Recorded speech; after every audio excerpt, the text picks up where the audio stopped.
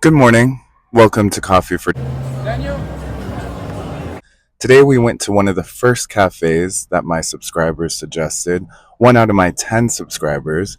So thank you, Rigo, for following me, and thank you for suggesting Yala Cafe here in Studio City. It is an Armenian owned coffee shop with some of the creamiest and smoothest lattes I've had. I ended up getting the Yala latte, which is one of their signature drinks. It has a cardamom cream top with brown sugar, and I added oat milk. Romanian coffee grounds that they source just add this undertone of a spice to the flavors that elevates it to a whole nother place that I haven't really experienced. There are a few other Armenian coffee shops that I want to check out, and this is the first one I've been to. So it's a great introduction to this type of latte and this type of coffee.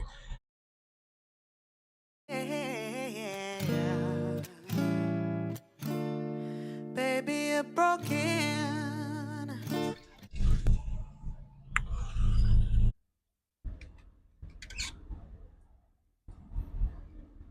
I spent the weekend cleaning out my apartment and reorganizing, and it felt really good. I felt like my mind kind of needed a reset, and that was a good start to that.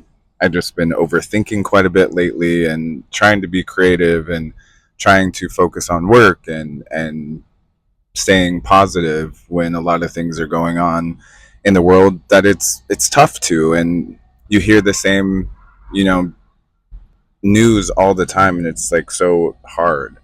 So this YouTube journey or beginning that I'm going on has been interesting. I've been wanting to do it for a while, and I just jumped in and kind of am teaching myself how to edit videos and see how I want them to be or what the focus is. And I love the aesthetic of a lot of these shops. It inspires me and my design aesthetic and what I want to do with my house and art. Like, just everything is kind of this circle of creativity and inspiration.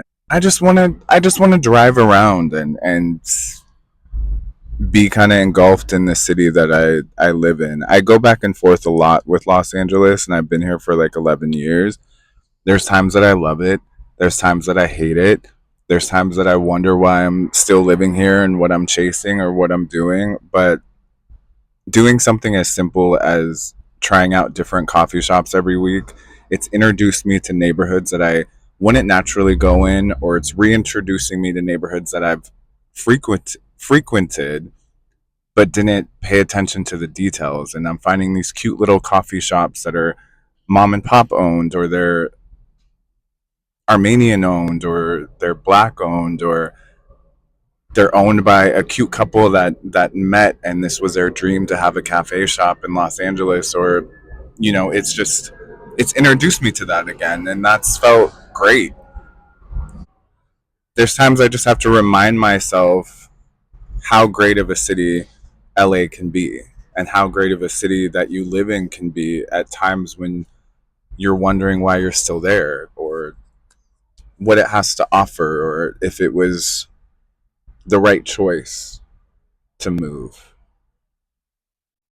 And I've always felt at home in Los Angeles. I grew up in Colorado. I grew up in a tiny town, and I wanted to live in a big city. And I've lived in numerous cities. I've lived in Hong Kong. I've lived in South Africa. I've lived in a lot of places, and I've always came back to LA, and it was always my home base. And it's been really cool. I think it's one of the cities that have allowed me to be creative the most in whatever I want to do. I'm kind of rambling art, a little bit. Whether that's doing coffee vlogs, whether that's interior design and integrating that into my daily job, or what I want to do in the long run, modeling, which I did for a long time and still do here and there, but it's definitely been a journey. It's definitely kind of been times where I felt it was successful, and times where I felt like, oh, if I would have done this differently or whatever, I would have been in a different place.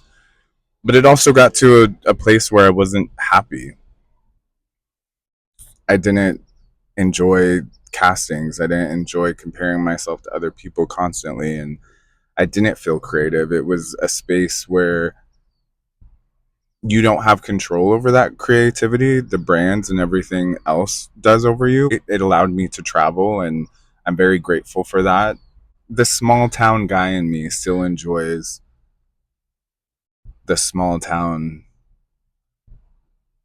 experiences, like a mom and pop coffee shop, like getting lost in a neighborhood and stumbling across the park or whatever, like the rom- the romance of it all, and just that reminder that even though I may have moved to LA to model or do whatever, life has taken me on its path, and I've ended a place where I'm here, where I'm painting dog portraits and pet portraits, and I'm working and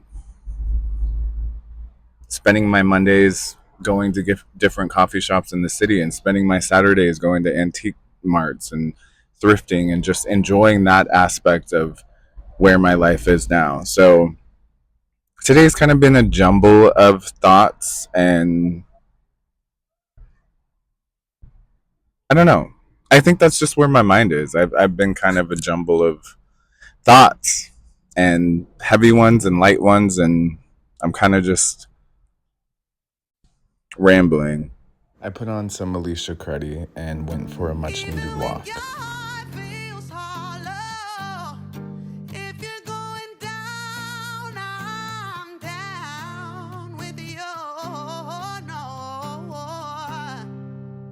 Okay, now that we're back from that roller coaster of emotions, let's get back to the coffee shop.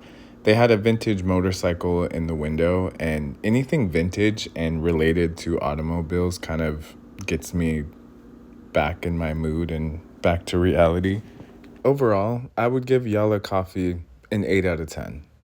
Owner Zane and Marissa, despite lacking formal culinary backgrounds, were passionate about creating a welcoming space that celebrated their diverse heritage. They used hot sand to brew coffee. A lot of Turkish street vendors used hot desert sand to brew their coffee, and Marissa and Zane wanted to create an authentic atmosphere in Los Angeles, so they brought that over. They integrated the sand into their countertop and used a minimalist design throughout the cafe to make it warm and welcoming. And via a recent Forbes interview, they discussed that they deliberately chose a word that resonated across many Middle Eastern countries. This was in discussion in why they chose Yala, which Yala means let's go. They wanted to create a sense of inclusivity and community.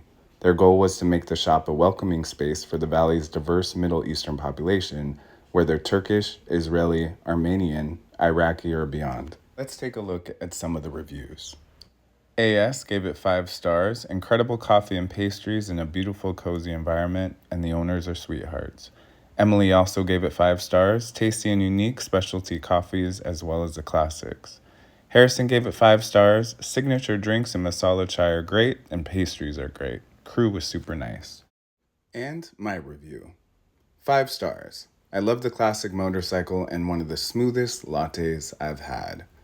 Again, Yala was a great stop, and I'm so glad I checked it out. That felt good. So I'm going to continue that journey today and reorganize another room in my place. I'm also trying to set it up for Java so she kind of has her own little space, especially when I'm at work, because she tends to go crazy in the house and go nuts.